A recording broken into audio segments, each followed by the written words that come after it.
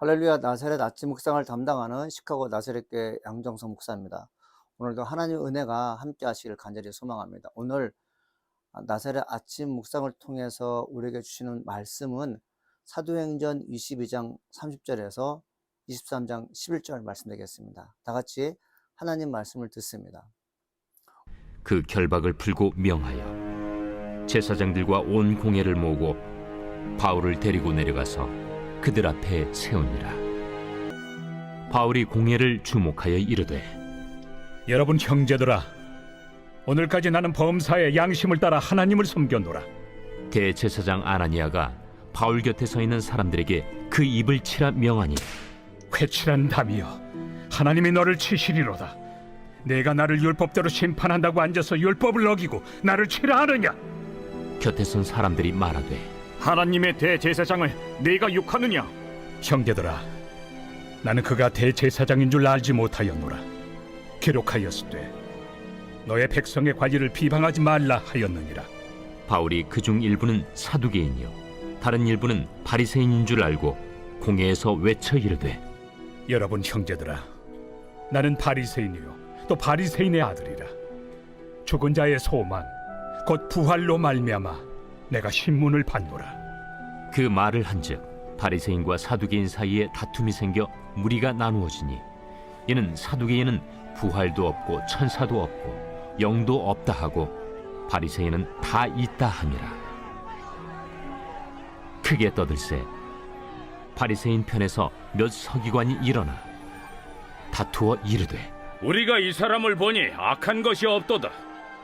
혹 영이나 혹 천사가 그에게 말하였으면 어찌하겠느냐?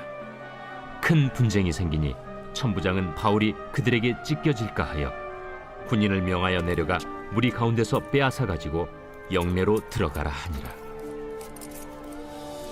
그날 밤에 주께서 바울 곁에 서서 이르시되, 담대하라. 네가 예루살렘에서 나의 일을 증언한 것 같이 로마에서도 증언하여야 하리라. 오늘 본문에는 네 사람이 등장합니다. 천부장, 대제사장, 또 바리새인, 사두개파 사람들이 등장하게 되죠. 이 네 사람들은 하나같이 유대인들 사이에서는 꽤 덕망 있는 사람이었고, 특별히 천부장은 로마의 관리이면서 동시에 유다를 통치하는 리더의 입장이기 때문에 함부로 할 수 없는 그런 사람이었습니다. 이제 예수 믿는 사람들이 복음을 증거할 때 쉬운 대상자들, 이런 표현은 하면 뭐겠지만 열악한 환경에서 사는 미종조국에 대해서만이 복음을 증거한다고 생각하는데, 사도 바울은 우리가 좀 다른 게 있습니다. 어떤 면에서 다른가 하면 가장 복음을 증거하기 힘든 사람 앞에서 복음을 증거하는 걸 볼 수 있어요. 그리고 더 가슴 아픈 것은 뭐냐면 자기 민족인 유대인들이 바울이 증거하는 예수 그리스도의 복음에 대해서 철벽을 치고 막는 걸 볼 수 있습니다. 어떻게 그럴 수 있을까? 똑같은 피부를 갖고 있고 똑같은 언어를 갖고 있고 똑같은 나라에서 태어났는데 왜 유독 자기 민족의 어느 한 사람이 좋은 일을 하는데, 특별히 예수의 복음을 증거하는데 방해할까라는 그런 의구심을 드는데, 사랑하는 여러분, 복음은 항상 그렇게 진연되어 있습니다. 우리가 알다시피 예수님께서도 복음을 증거할 때도 가족들은 예수를 메시아로 인정하지 않았습니다. 훗날에 이제 받아들이고 인정하는 걸 볼 수 있죠. 바울이 복음을 증거하다가 큰 위기에 닥치게 됐습니다. 거기에 누가 등장하냐면 천부장이 등장합니다. 여러분, 천부장은 1000명의 군사를 데리고 있는, 그리고 1000명의 군사를 통솔할 수 있는 군인이지 않습니까? 지금처럼 천부장 하면 뭐 군인으로서 약간 힘만 센 그런 사람으로 인식할 수 있겠지만, 로마의 천부장은 여러분 지식과 그리고 학문과 그리고 플러스 이 군인으로서의 강인함을 동시에 갖고 있는 사람이었습니다. 제가 여러분 천부장 하면 군인으로 그리고 전쟁에 능한 사람이었기 때문에 사실 천부장까지 가기 위해서는 백부장이라는 시절을 거쳤지 않겠습니까? 이것은 뭐냐면 백부장에서 천부장이 되는 그 시간까지 많은 전쟁에 참석했을 것이고, 그 참여하는 가운데 많은 사람이 죽어 나가는 것을 보지다고 저는 생각합니다. 사랑하는 이때 인간이 아무리 악해도 사람이 죽는 것을 보면서 죄책감 들지 않을까요?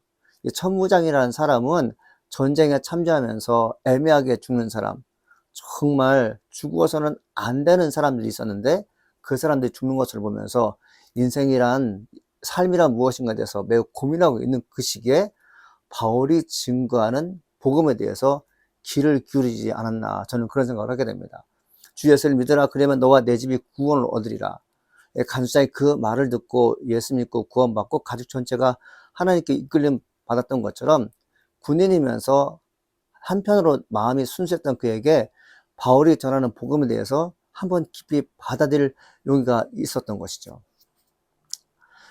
바울에 대해서 많은 사람이 이 사람을 죽여야 된다, 아니면 이 사람을 감옥에 보내야 된다, 이 사람은 이단에 계시다 등등의 말들이 나오자 한번 이 사람이 무엇을 잘못했는가를 놓고 판결을 받기 위해서 대제사장에게 찾아갑니다. 해당에 찾아가죠.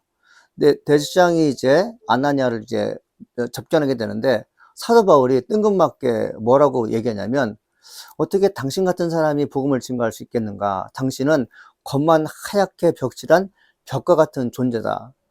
당신은 율법대로 나를 재판한다고 하는데 스스로가 율법을 어기면서 어떻게 재판을 하냐면서 상당히 애매하게 그 재판장을, 그리고 대제사장을 곤욕스럽게 만들게 됩니다. 이때 제사장 곁에 있는 사람이 어떻게 감히 하나님께서 세우신 대제사장을 향해서 말을 함부로 한단 말입니까? 라면서 봉기가 일어나게 되죠. 즉 뭐냐면, 저 사람은 참 어리석은 사람이고 예의가 없는 사람이다, 이런 여론이, 이런 그 형성이 이제 일어나게 되죠. 이때 바울이 나는 이 사람이 대제사장인지 몰랐습니다. 그리고 한마디 더 하죠. 율법에도 이르기를 하나님께서 세운 지도자를 함부로 욕하는 것은 허용되지 않습니다, 이 얘기를 하죠. 그러면서 이 바울이 어떤 얘기를 하냐면, 나는 바리새인 중에 바리새인이고 바리새파 중에 바리새파입니다, 이 얘기를 하죠. 그때 그 해당에 누가 있었냐면 바리새인과 사두개파가 있었습니다. 사두개파는 부활을 믿지 않는 사람이지만 바리새인들은 부활을 믿는 사람이었습니다. 지금 잡혀온 사람이 누구예요? 바울인데 바리새파라고 합니다. 그 바리새파인데 동질 의식이 있는 거죠.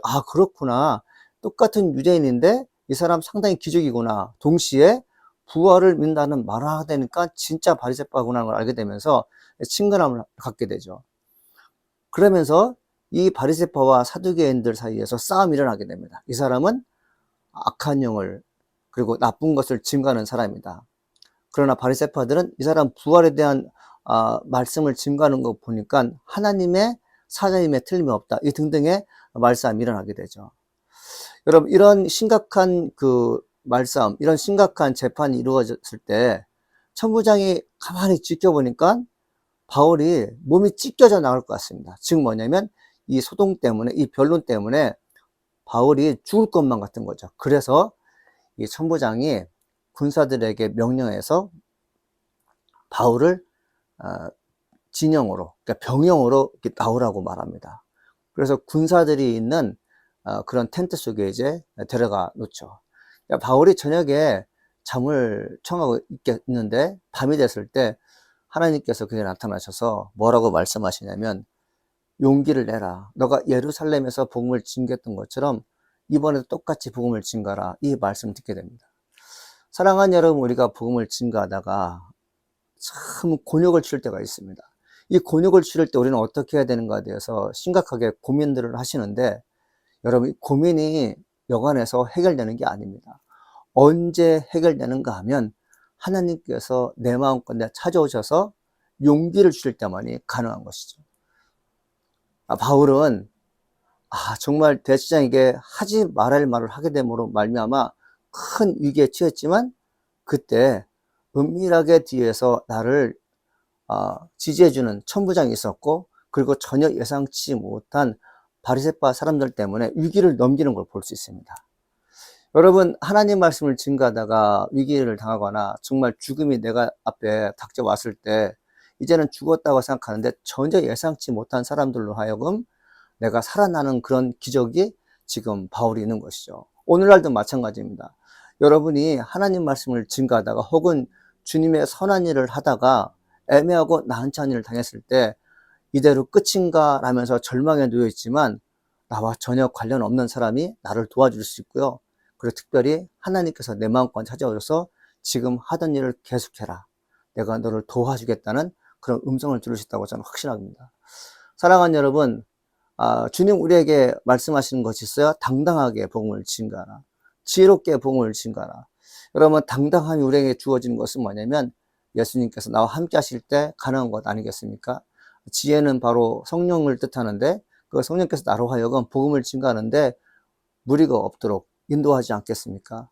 사랑하는 우리는 복음을 증거하는 자로서 어떤 위험과 어떤 그 위기가 처했을 때 주님 앞에 잠시 기도하는 시간 가져보십시오. 주께서 우리에게 새로운 길을 열어줄 줄 믿습니다. 오늘도 하나님의 말씀 듣는 여러분에게 축복이 임할 간절히 소망하며 여러분이 어떤 고민과 어떤 위기에 처했는지는 잘 모르겠지만 하나님께 기도드린다면 하나님께서 여러분의 길을 아름답게 이끌어줄 줄 믿습니다. 기도하겠습니다. 하나님 아버지 감사합니다. 오늘도 신령한 은혜를 저에게 허락하시니 감사드립니다. 날마다 주님과 동행하는 믿음 좋은 크리스찬들 되게 도와주시옵시고 무슨 일을 만나든지 줄구하며 무슨 일을 만나든지 당당하게 하나님 말씀을 증거하는 용기 있는 크리스찬 되게 도와주시옵소서. 하나님 오늘을 축복하여 주실 줄 믿습니다. 예수님의 이름으로 기도합니다. 아멘.